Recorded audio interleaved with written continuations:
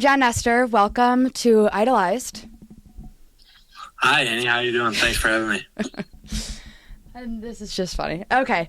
Everyone, John Nestor is my first FaceTime guest. So this is going to be interesting and it's going to turn out well. Yeah, Yeah, it'll be it good. is. Yeah, I'm excited. Okay. Can you introduce yourself? Yes. Okay. So, wait. So, do you just like edit all this out? Yeah. We're You going to do? keep this in though because it's more natural. Yeah. Right. Okay. But Hi, guys. My name's John Nestor. I'm a defensive back at the University of Iowa. I'm a current sophomore, and I am studying exercise science. Okay. Yeah. Okay, so you're my first FaceTime and non-Notre Dame guest. So this is going to be Yeah. fun because it's going to be a new perspective. Let's do it. Yeah. Okay. So tell me about growing up. We're going to go in like chronological order of your life, basically. Okay. Yeah. All right. Okay. So I grew up. Going to St. John of the Cross out in Western Springs, Illinois. But I always lived like kind of on the south suburbs of Chicago. So I started my first part of my life. We were in Burridge, Illinois, and then we moved down to Orland Park for a couple of years because that's where like majority of my dad's side of the family was. And then, but I was making the commute to St. John of the Cross, and so I finished out. So in 8th grade, actually, I moved up to Wisconsin because my dad was coaching up in Wisconsin for my 8th grade year. But then we moved back after a year of it. And then I had the chance. So my dad coached at Bennett his whole life, Bennett Academy out in Lisle, Illinois. So I grew up like being the ball boy for the team, and it was super fun. Like I loved it over there. Like you were always around the sport then. Oh, always. Yeah, I've been around football with my dad. He started coaching. I started playing football when I was in 2nd grade. So I played tackle football in 2nd grade for the Western Springs Little League. Oh my God. And I was on my first team was with the Cardinals, and I was the youngest kid on the team. I'll remember it. And my mom actually sent me a picture of me in my first practice the other day, and it was really funny. But anyways, so yeah, I've been around football my whole life. So then we went out to, when I had the decision to pick where I was going to go for high school, it was either Bennett Academy or Marist. Marist High School down on the south side in Oak Lawn, well, in Chicago, I guess. Yeah.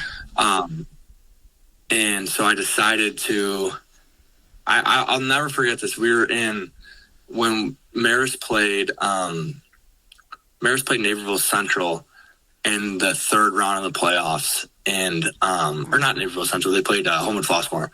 It was at Homewood Flossmoor, and they played them, and this is when, so Billy Sklitsky was a senior, and Jane Thompson was a junior, they were both like Marist legends, right? Mm-hmm. And I'll never forget like watching them play, and that was like my deciding factor, like, oh, okay, I'm going to Marist High School. Like, this is where I'm going. Wow. Okay, so you were in 8th grade then. Yeah. When you saw that game and you're like, all right, I'm going to Marist and I'm going to like be that. I'm doing it. Exactly. Yeah. So my dad went to Marist. My dad, my uncle Tom, and like all my family on my dad's side. Okay. Like my cousins, because Marist was never co-ed until like 2005. So all my uncles, all my boy cousins. Yeah, they didn't go co-ed because all the neighboring schools around Marist, so like Brother Rice, Mount Carmel, St. Rita, Macaulay. Lawrence, St. Lawrence just went co-ed. Macaulay, they're all like all boy or all girl schools. So like that's just how it was. And Marist was kind of going downhill.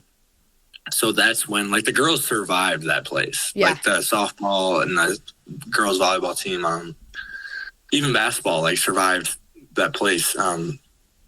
Which, yeah, they've been great for Marist, but, so I only had, so I knew like the background. I grew up, like everyone in my family went to Marist, so I knew exactly what it was. But I didn't know since I was always at like Bennett games, because my dad was a coach, I never like got to experience going down there and watching those games. Yeah. Like the only thing I experienced was Bennett playing Marist every year. Okay. You know? Yeah. And then you were rooting against them, I'm sure. Oh, every time. Yeah. I hated them. I hated Marist. I hated Marist like always growing up because they were so good and they would always beat us and they'd always win. That's wild. Okay, so yeah. Did any of your siblings go to Marist? Like, you're one of 4, right? I'm one of 4, yeah. So my sister went to Bennett actually for the first 2 years. Okay. Oh, wow. Of her high school career. And me moving down to Marist, or me deciding to go down to Marist, like, was a stepping stone in my whole family totally going back down to the south side of Chicago. So my sister transferred to Marist, so going into her junior year. My brothers transferred grade schools, so they were now going to St. Catherine's, That's where my mom went. Where your mom went, and where my dad went. My dad went to grade school there. He did? And, yeah, my dad went to St. Catherine's, yeah. Huh. Okay, I'm gonna have to. We'll talk about years later. Because I always say, like, South Side, when I tell my mom about, John and I have a lot of crossovers with. Yeah. John used to jump the fence of my mom's house that she grew up in. So I think we figured that out with Mia on the way to, like, a bar. Yes. Yeah. Oh my God. Yeah, like, so crazy. But I'm always like, no, they're Western Springs, like, Western suburbs. Like, you wouldn't know them. But this is interesting because she might. Yes. Huh. Yes. Okay. We haven't even put that together, actually. No, we haven't. When did he graduate what's your mom's college? maiden name? Scully. Wait. Skelly? Scully. Not Skelly. Oh, Scully. Oh, Scully. Wait, what year did she graduate Macaulay? 86. Oh, okay. So she would probably know because she knew Mrs. Shields, right? Yeah. Well, she grew up with Mrs. Shields' older sister. Oh, that's right. Wait, I'm going to see. Huh. We'll figure that out. Yeah. Yeah. We will. We will. Okay, so where do you fall in line with your siblings then? Okay, so my sister's a sophomore, or not sophomore. She's a senior at Alabama right now, the University of Alabama. So she's number 1. I'm number 2. And then I have 2 younger brothers. One is a freshman in high school. All right. And one's in 7th grade right now. Okay. So what was, like, the sibling dynamic like, especially around the sport with your brothers? But how were you guys with each other? Like, was it a crazy house? Yeah.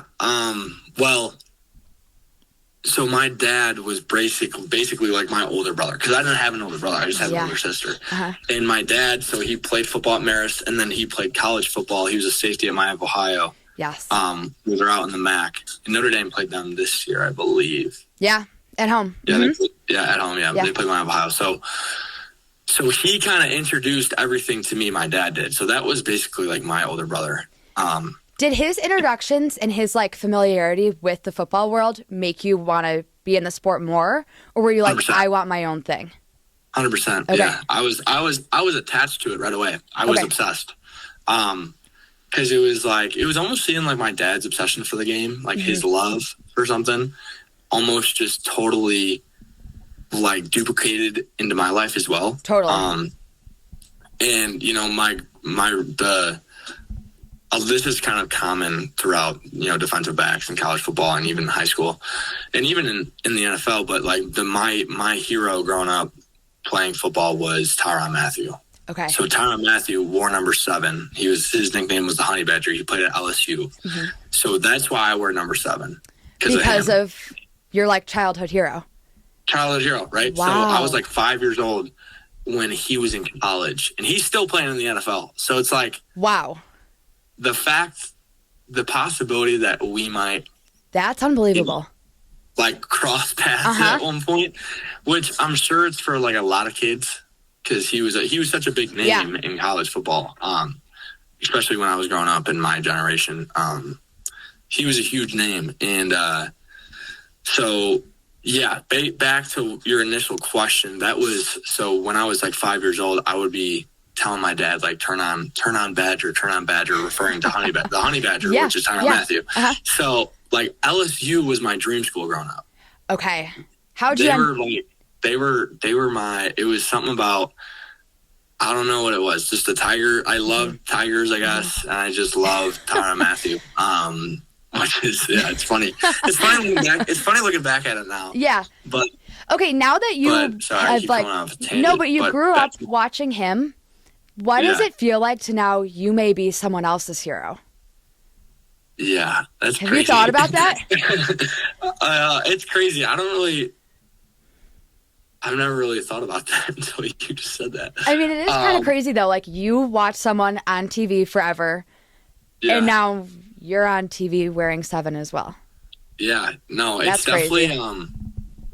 It's humbling for sure, and it kind of brings you back on the reason why you play the game. That's why you play football, and that's what you do it for. Not much as like the glory and the fame, but kind of giving back to people what you had growing up. That's just the name of it. Everything of just giving back and putting the same passion, the same love for the game as a player on TV did for me. So that's pretty cool. Yeah. So have you play for other people and because you love the sport, but like to put it, okay. Do you know where I'm getting with this? Yeah. Like, why do you play then? Like, just sum it up. Why, the reason why I play? Like, why do you play? Yeah. That's a great question. I actually, these are all coming on the spot, so I'm kind of like, wow, this is good. Yeah, these are really good questions. I play for a lot of people. I play for my parents. I play the game for majority, not only because I love the game, but I love what it does to people around me, and I love what it does, like the impact I can have on other people just by going out there and like playing who I am, like just showcasing myself and just being myself. I kind of love the way that impacts people and it impacts myself, because that's what I, that's the reason why anybody does it, really. Right. But for me personally, I just love having the idea of getting people together to all come in unity and support and in love for one another, and all to support a cause that's just a game, what I mean, and to get together and really I honestly just do it for the people around me that I love. How do you remember that when you're on the field and there's thousands of people above you? Like, how do you stay true to yourself in those times? All right, so I'm going to walk you through something. Okay. So when I was a kid, my dad used to play Penn State's walkout song.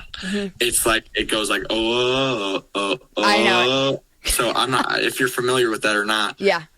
So my dad I used to have my dad play it for me. And when I was a super young kid, and I always knew what I wanted to do. I wanted to play college football. I would lay my chair back, close my eyes, and imagine myself in that moment. Wait, that's wild. In that moment, hold on. So watch this. So flashback to this year. It happened twice, this year and last year. So when we played at Penn State my freshman year, right? Surreal. It was a night game. Absolutely surreal. It was a night game. It was a super big game. It was like they were number 5 and we were like top 20. It was like a top 20 matchup. And so we're out there and that starts playing. Oh God.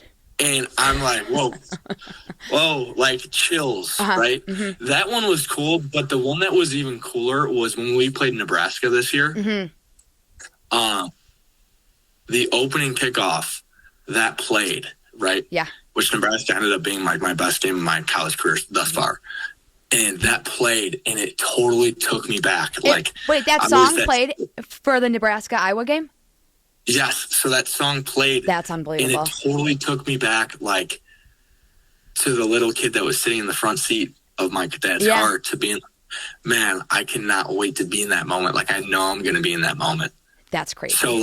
So to answer your question, I just go back to who I was in my young, life, young kid at 5 years old, wishing and praying to be in like that moment in the college football moment. So yeah, to answer your question, that's unbelievable. It's kind of crazy, like talking about it. Like, yeah, I got like the chills. Like, yeah, it's pretty cool because I was telling my dad about that after the game, and I was like, the coolest part of that game was I was sent back. Like I was like, whoa. Yeah. Like a deja vu moment, but yeah, exactly. It's real exactly. life. Exactly. Which that's pretty.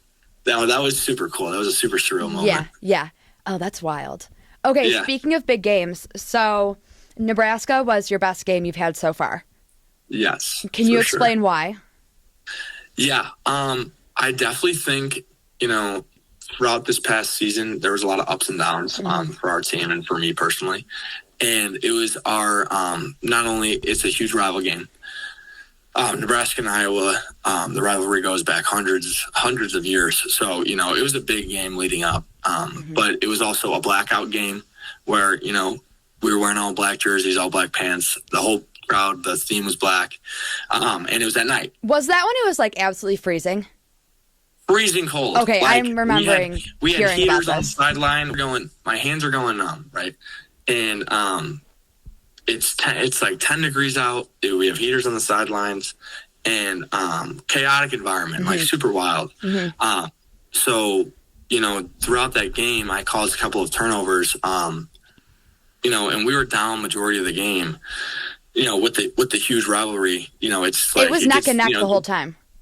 Oh yeah, Wasn't it? Neck and neck. Like throughout the confines of the game, it was super chippy and it was super, like their captains. When our captains went out to go shake hands, like we stuck our hands out and they didn't shake our hands. Okay, so in the Iowa-Nebraska game, the Nebraska captains didn't shake your hands. Yes, so they set the tone right away of what they. That's like really bad. Super disrespectful. Super disrespectful, and it's like. We were thinking like, oh, that's so weird. Like, did the head coach because the head coach is a pretty good dude, like Matt Rule from Nebraska, and we were so confused, like, why did they do that? So we're all thinking like, oh, that was a head coaching decision. You know what I mean? Like, so it was on from the get go. Like it was cold, but like when everyone saw that set the tone for the rest of the game. We're like, yeah, we're not losing this game. No. Like, there's no way. So. I caused I caused a couple turnovers throughout the game. And one of them was a forced fumble and a fumble recovery on special teams on punt, which put them on their own 3-yard line. So our offense didn't really have much further to go, and a couple big pass breakups on defense and few key tackles on third down to stop them from, gaining the first down. And it was honestly just like an all-together game, probably my best game. And the one that, made the season totally feel like great. You know what I mean? Yeah. So did that game put you on the map even more? Yeah, I would definitely say so. Yeah. Because I was playing pretty well, and I got hurt. I tore my hamstring.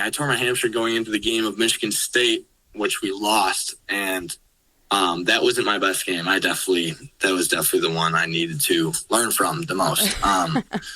And, which everybody has. It's tough. Like how do you teach yourself?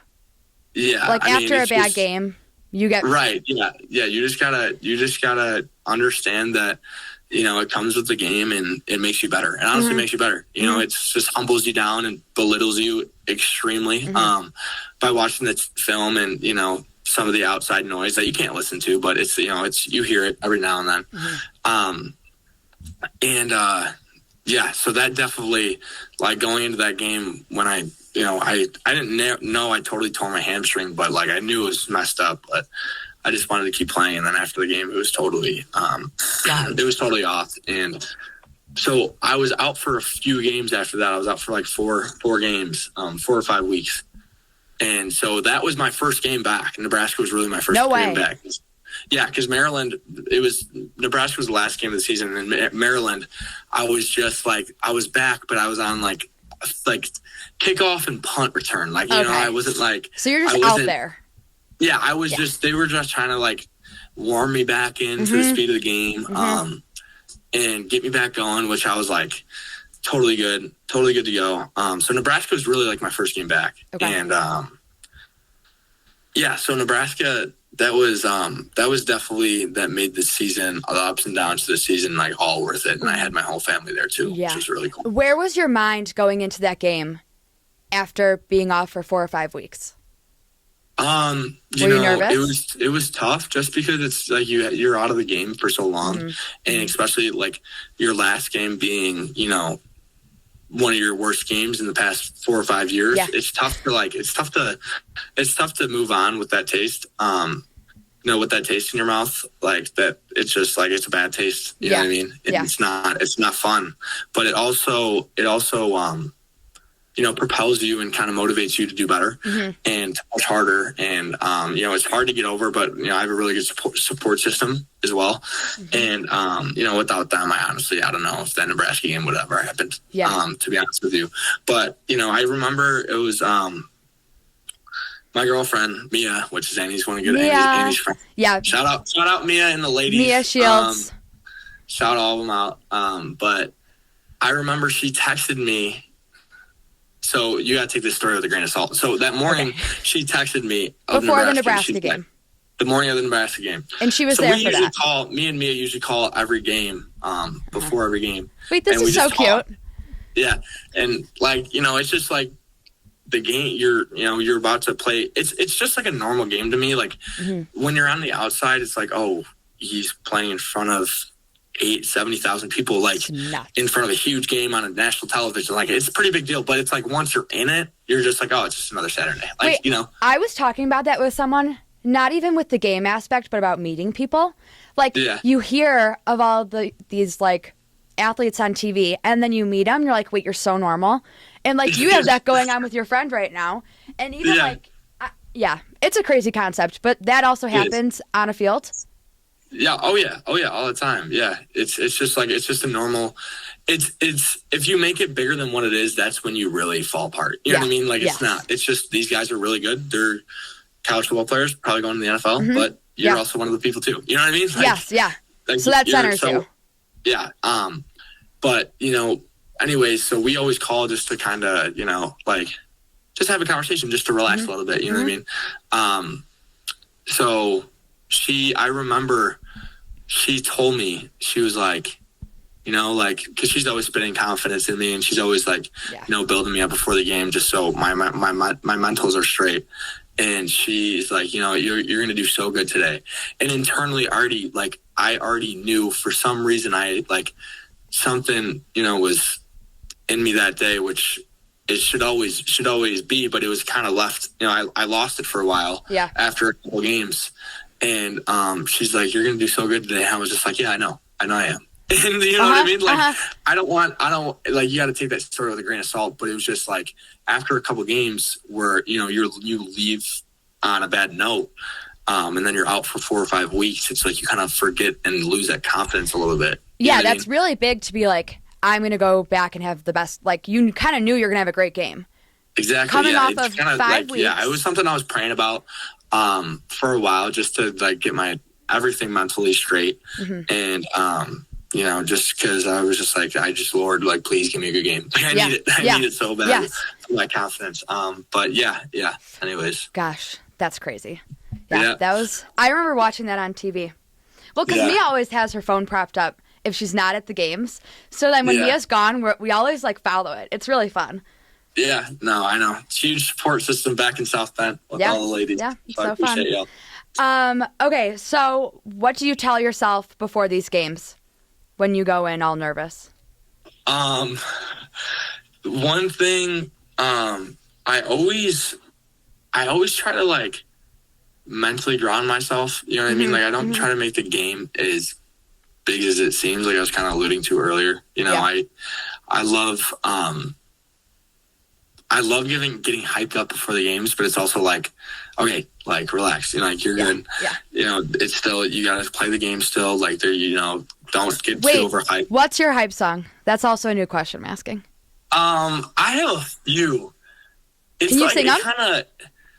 there's a few that I listen to. I listen to a lot of Eminem on game day. Like, so here, I'll tell you this. So I get on the bus, right? Yeah. I get on the bus. So we stay at a hotel 50 or 30 minutes away from the stadium. Yeah. Why do teams do that? I think it's like they like get out of town, go somewhere secluded where nobody knows where you are. Yes. Like get normal. You know what I mean? Like centered. No one. Exactly. Everyone's like has eyes on them. Okay. Yeah. Right. No distractions at all. But so I get on the bus and typically like I'll get on the bus with some music in, whatever it is. And like 5 minutes into the ride, I had this like Tyrann Mathieu hype video. So what I was kind of alluding to earlier. Yeah. And just like his highlights because Tyrann Mathieu he was a runner-up for the Heisman Award winner in 20, I think it was 2011 or 2012, but he also got kicked off the team because he got caught with a gun and smoking and weed. Oh wow. So he got kicked off the team. So he had to deal with a bunch of adversity to come over. You know what I mean? So it was kind of walking through like that whole story, like how he overcame adversity and kept on pushing forward. And then it was just his highlight video behind a bunch of music, and it was like, so it just totally brings me back. You know what I mean? Yeah. Like, do you know him? Like, wait, say that again? Do you know? Oh, did I? Okay. Do you know him? Matthew? Yeah. No, I wish I did. I think you have to meet him. I did too. I know. I will. Someday I will. Yeah. Someday we'll cross paths, which hopefully it's in the NFL if he's still around. Yeah.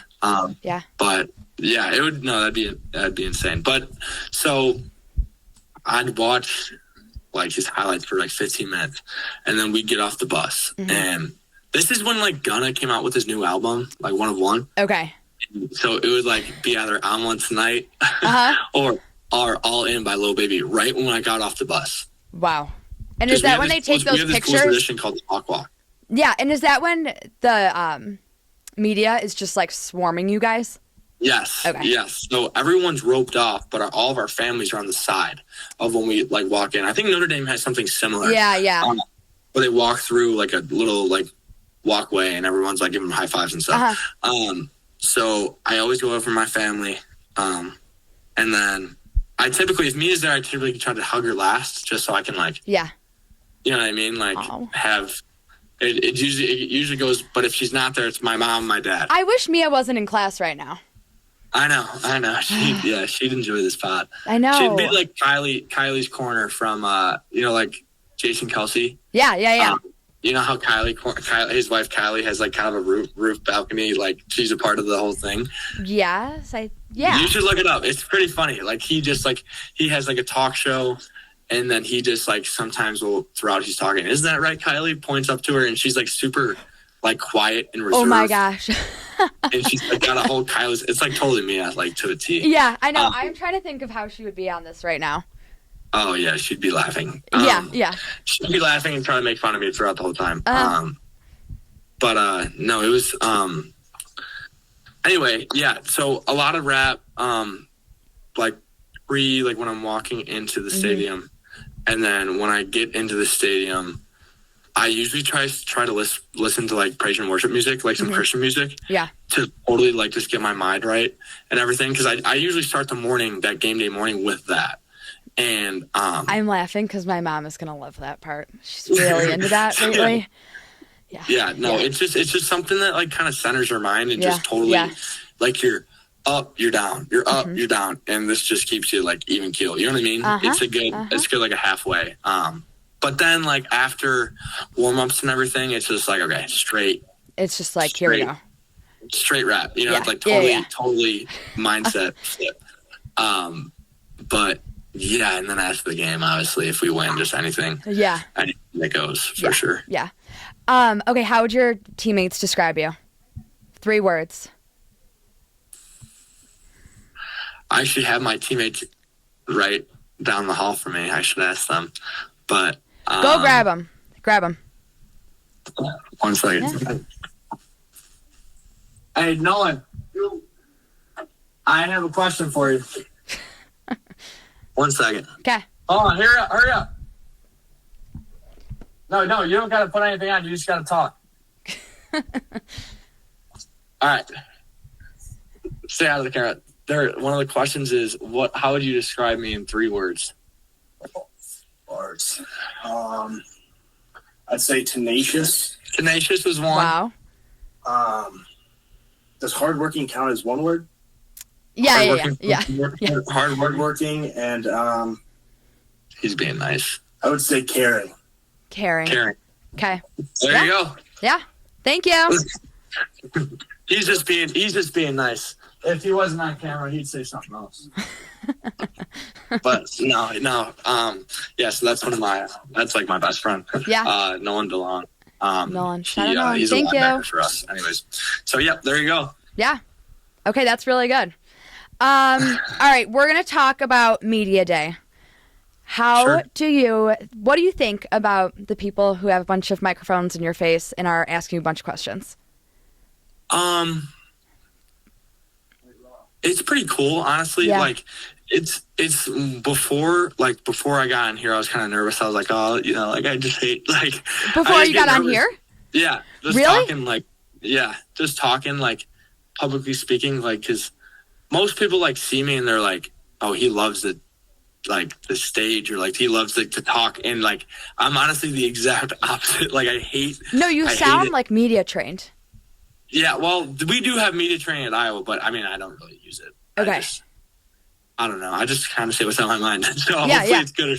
Hopefully it's good. No, it's great. But yeah, I do not like just talking to people I don't know. You know what I mean? That's interesting. Yeah. It's just weird. And I hate talking about myself. Yeah, So this is majorly out of your comfort zone. Super. Yeah. Okay, well, thanks. Super out of my comfort zone. I know. Yeah. Most people are that way.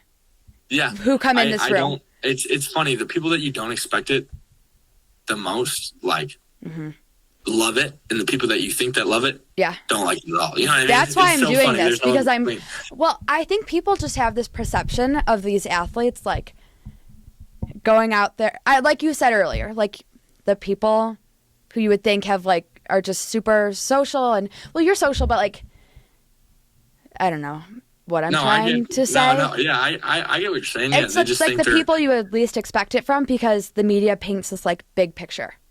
Right, exactly. Yeah, and, exactly. Just sitting and chatting, it's probably a different person than people think is on the field. Exactly. Yeah. There's a lot of people who think are people who are really mean on the field. They get in front of them and they're the biggest teddy bear of all time. Well, you know what I mean? Yeah. It's crazy. It is. What do you wish that people knew about you then? What's that? What do you wish people knew about you? That's a great one too. I know. Are these questions good? I wish people knew that I'm not as a lot of people, like you said, the media paints a picture, and all the people, I'm a very passionate person, and I'm very passionate about football, and it means it's kind of my whole life. But I would just wish people knew that I'm actually just a loving guy. Know, on the field or on TV or anything, people kind of paint me as a just a all football guy, which I am. But especially with your position. Especially with your position. Exactly. Yeah. It's a lot of people just don't kind of understand or want to know who they are inside. And I love people, and I love to help people. I care a lot about the people I love, or the people I enjoy hanging around. So yeah. I mean, that's something the media wouldn't know, but maybe they would now. But back to your initial question with the media, I just with all the microphones, it's you love it, but it's kind of I know. It is great, but it's almost sometimes it kind of gets a little too pressure. I kind of stutter when I'm not comfortable. I stutter a lot. Okay. You know what I mean? But once I'm relaxed and comfortable, and I enjoy talking to somebody, it's I can be myself. But I think I paint that picture initially, what I just said, because I'm right. I mean, what are you supposed to do? You're 5 microphones are in your face. Exactly. I didn't know that you had those media clips, to be honest, because I don't know you as like a football player. I know you as John. Like, Yeah, you know. exactly. So when I was doing my research, I was like, I texted Mia. I said, okay, wait, I'm so excited. Like, holy shit, like this is crazy. Like, Yeah. you get off the bus and before you even, I don't know, you're going into some facility, there's like 5 microphones on you. Yeah. It's a crazy concept. Yeah, it's pretty wild, but it's also one thing I wanted to say too. It's kind of cool in the sense where it's like you don't work hard for stuff like that, but like with the perks of working hard and painting a picture and kind of building a reputation of who you are as a person and as a player, it's cool to have people like appreciate you and what you think, where they're like running up to you as soon as you walk out. You know what I mean? Like your hero, you would be the same. That's how he became to be your hero. Right, exactly. From those interviews. No doubt. It's a sense of gratification. And it's just a good feeling. It's just like, oh man, like every time I try to thank people for like, you know, my head's like moving at 100 miles an hour when I'm talking, but it's like I sometimes forget to be like, you know, thanks for talking. Like, you know what I mean? Yeah, I appreciate you asking me those things. Yeah. Even though sometimes the questions are like, you know, what's the craziest? How does it feel being a white corner? You know what I mean? Like, stuff well, like that was one of the videos I came across. I was like, this is crazy. Yeah, yeah. But it's all interesting. Like, it's what people want to know. Exactly. You know, they're valid questions for the most part, but yeah, it's just funny sometimes looking back on it. You're like, what is going on? Yeah. Yeah, right. Okay, speaking of media, you have to like, let's see what time we're at actually. Oh no, we still have more time. Great. Speaking of media, you got a lot of attention because you started this year. Yeah. Can you walk us through that game and just like starting in general? Like, what does it mean to be a starter on the field to you? You know, it's a good feeling. It's a great feeling to, you know, like earn the trust of, you know, the players around you and your coaches. But, you know, at the end of the day, it's just like, you know, you get the opportunity, but now you have to go, you know, you got to go take it. You know what I mean? Right. You got to go, you got to go make the most out of the opportunity, which, it's really, you know, it's fun. It's the stuff you work for. But at the end of the day, you know, you just can't make it bigger than what it is. You got to actually play and not keep your mind, you know, wrapped up around the wrong things, which is, it's very easy to do that. But yeah, no, it was pretty cool. Pretty cool. How do you keep yourself from getting wrapped up? You kind of just have to fall back on your preparation throughout the week. You know, your game film study, you know, remind you of the things of why, like what you're actually doing out there. Like, you know what I mean? Like, oh, on, you know, this down and distance, or, you know, out of this formation, they like to do this play, or they like to run on this play, they're heavy run, or, you know, kind of pre-snap indications, you know, where the receivers lined up, or, you know, where their weights shifted at, or, you know, they're split between the tackle and the hash, and certain things like that just kind of keep you in tuned and focused into the game. Totally. There's a lot of detail that you have to prepare throughout the week, but, you know, in order to make big plays and, you know, have the media come up to you and have like that luxury, comes a lot of preparation, which not a lot of people see, but it's not for the people, you know what I mean? It's for your brothers, it's for your teammates that you want to win for. Yeah, definitely. Okay, I asked you this question a little bit earlier, and you get this a lot in the media, but Riley Moss and then big name right now, Cooper DeJean, were the cornerbacks before you, right? And now they're both playing in the NFL. What did they teach you? Yeah, I actually just saw Riley today. I was just with him today. He plays for the Broncos, right? He's with the Broncos, you said? Yeah, is he? Yeah, he's with the Denver Broncos, which is... So, quick story before that.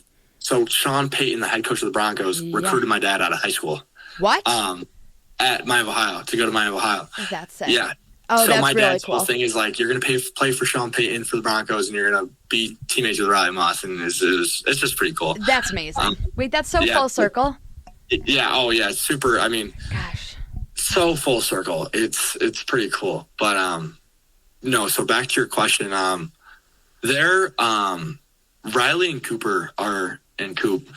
they're just, I mean, they're legends in the program. You know what I mean? They're such decorated players, very hardworking individuals that play the game very well and based off a lot of instinct, which I try to base my game off of being an instinctual player. And, one thing that they teach me is that, which is the most important, is, the mental game, how to be, there's certain things that you can look for, physically, tune up physically, within your footwork, your strength, your speed, or just, how to develop and adapt, to the game. Right. But the biggest thing is, like, you got to be mentally sharp at all times. Like, if, a big play happens on you, you got to, throw it away and just go to the next play. You know what I mean? Yeah. If a good play happens, you have to throw it away and go to the next play. And they've taught you that. Yeah, right. Yeah. And they, as a corner, it's just like you have to have what you call like a next play mentality, where good, bad, or indifferent, you have to stay even keel throughout the whole game or practice, whatever the case may be. And that was a big thing, of point of emphasis that they taught me. And another thing is just, you got to trust yourself. You know what I mean? Yeah. You've worked so hard to come, to be in the position that you are. So now, like, you got to use that platform to showcase who the person that you are. Totally. It doesn't just come from nowhere. In the game that you have. Yeah. Yeah. Right. Yeah. So, I mean, those guys, I honestly can't have enough good things to say about those. I love those dudes. They're amazing. They're amazing. I never played with Riley because he left the year I was gone. But me and Coop were roommates my freshman year. Yeah. Fall camp. And I had a great bond.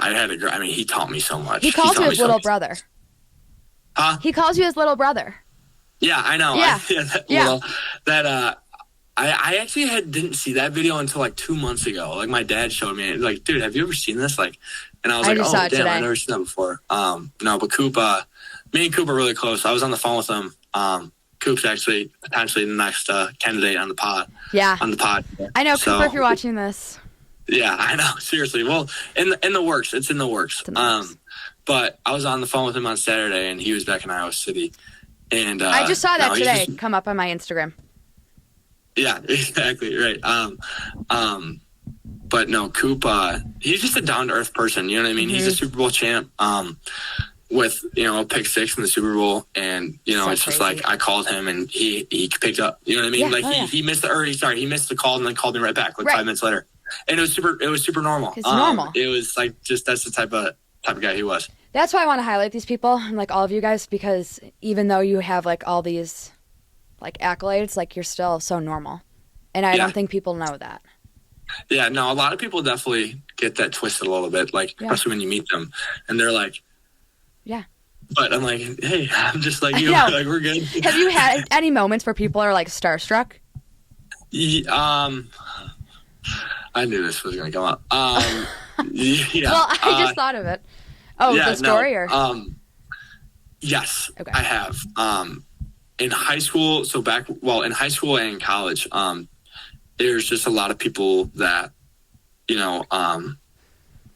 I've had the luxury and I've had the, I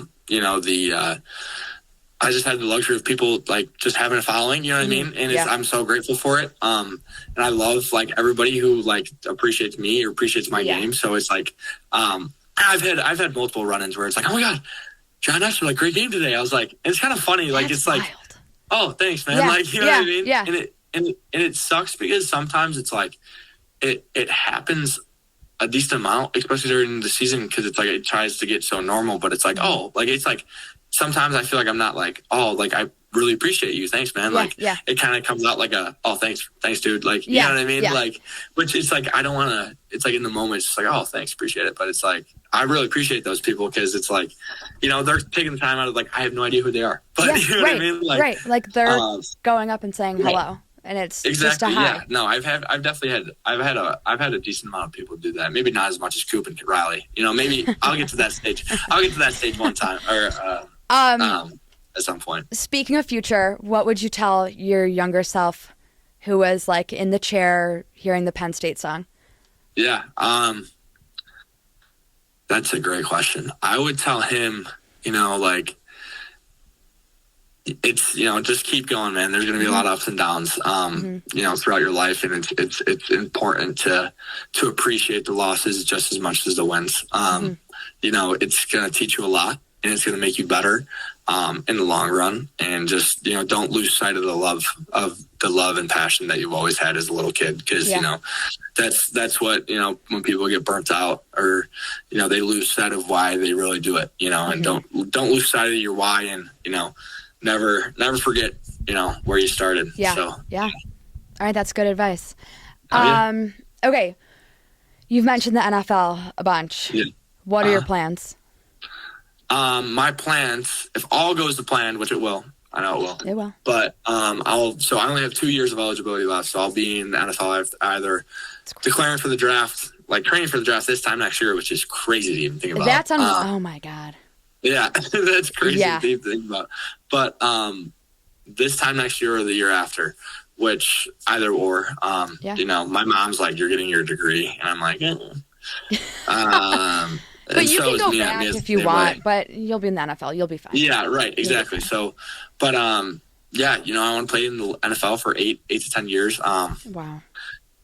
Which is, it's a long time, but I want to be able to, that's my biggest thing. I want to be able to tell my kids, not tell my kids, but having stuff hang up in the basement, in my basement and stuff, and be it was so normal, but they're like, "Oh, Dad, you played in the NFL?" I was like, "Yeah, I played in the NFL." That's really cool. 8 or 10 years. Yeah, but there's a couple coaches I do want to play for / meet. Okay. There's, can you list them? So Dan Campbell, the head coach for the Lions, who is amazing. Sean Payton, obviously. Yep. Which that would be super cool. That would be such a cool moment where it's like. Have you met him? I haven't, but my dad he won an event, or he won a Saints game, whatever it was, at some event, at some whatever lottery event or whatever it was, fundraiser, and it was VIP passes down on the field to the New Orleans Saints game, where Coach Payton coached that for a while. Yeah. And so they're on the field before the game, and Sean Payton, of course, walks out, right? Yeah. And there was a couple hundred people Sean, Coach Payton. And my dad was, he didn't say anything, but my mom was like, "Come on, stop being a baby," in other words. So my dad goes, "Hey, Sean Payton, John Nestor." So Sean Payton whips his head around and lifts up the ropes and takes my dad, hugs him. Super cool moment. It was a super cool moment. What for a great a guy. minute and a half. Oh, amazing person. Yeah. Amazing guy. Yeah. He's the best. And my mom was trying to take pictures, but she was smiling, and she was even looking at her phone, so she didn't even get a picture. But so my dad's like, "You got all that, right?" And she was like, "No, I missed it all." And this lady right behind him was like, "Don't worry, I got it." You know what I mean? Oh my God. Wait, you have to post that video when you if you're on the Broncos, if you're playing for them, wherever it's going to be. Exactly. Well, I have, so for the NFL pre-draft process, it's you have interviews with a bunch of coaches, right? So a bunch I don't know much about this world, to be honest. Yes. So it's kind of ironic, actually, but. Right. So for the NFL draft process, you have a bunch of meetings with head coaches, right? And the defense coordinator, or whatever, if you're on the offense side of the ball, offense coordinator, defense coordinator, whatever it is. So when I'm in that stage, I'll be Sean Payton will be like, "Hey, one of his coaches is like, "Oh, here it is. We have this prospect from Iowa, John Nestor," and he's gonna be like, he's gonna be like, "Another?" Yeah. He's like, "Who's that?" No, but that first initial meeting is gonna be hilarious. I'm so my dad's super excited for it too, because they had a really good relationship. That's so cool. He's going to be like, anyway. "Oh my God." He might not even already know that's coming. Exactly, right. He might know. He might, exactly. So Sean Payton, D'Amico Ryan's the head coach for the Texans. Okay. There's a lot. I mean, I would love to play for the Bears, just to play in Chicago. So cool. Ben Johnson, who was the OC the offensive coordinator for the Lions, who was really had tremendous success. But that's going to be great. I mean, those are the top 3 for sure for me. Okay. Yeah. Yeah. Wow. Crazy. It'll be super cool. I can't wait for that. Yeah. Okay, we're going to wrap it up. I think that's a good spot to leave off at with Sweet. NFL. Sweet. Okay, this was a great interview. Thank you so much for doing this. How did I do? Great. Do you feel good? Yeah. Okay, good. I do. I'm leaving this part in. So nervous. Okay, wait. I was nervous. Guess how long we've been on here? 30 minutes. 52. Oh shit! Are you serious? Swear to God, goes by fast. Wow. Okay. All right. Thank you everyone for watching. And when you're in the NFL, we're gonna do this again. Yes. Yeah. This is part 1 of like 5. That's so cool. Okay. All right. I'm hitting